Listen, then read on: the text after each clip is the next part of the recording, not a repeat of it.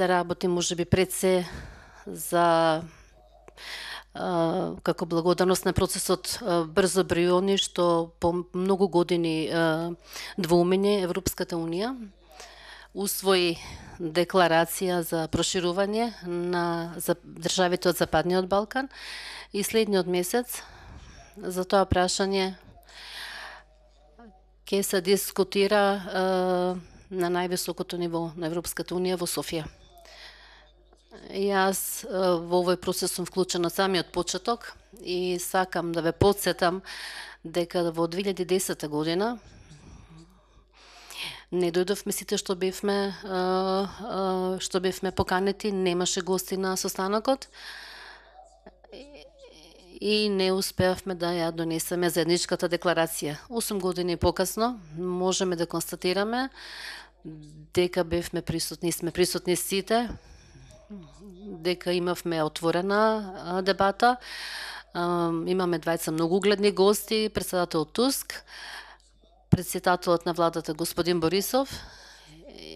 и со оглед на тоа дека односите се помести од мртва точка во однос на Западниот Балкан, придонесува сите присутни, францускиот председател, германскиот канцелар госпоѓа Меркел, американскиот председател Бајден, германскиот председател Штајнмајер, италијанскиот председател Матарела, бившиот австријски председател Фишер, како и господинот Туск, кој веќе по втор пат е овде. На крајот да кажам уште нешто. Одлуката на Европската комисија, Европската Унија,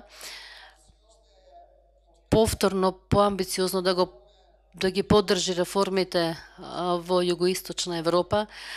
затоа со цел да еднаш за секогаш државите од тој дел станат дел од Европската Унија, од големо значење, но врз основа на моите собствени политички искуства е јасно дека Брисел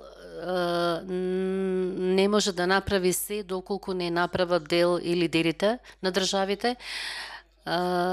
Делот тоа пред се е дел од нашата мудрост, нашата волја и нашата храброст како лидери. Полека, но сепак на тоа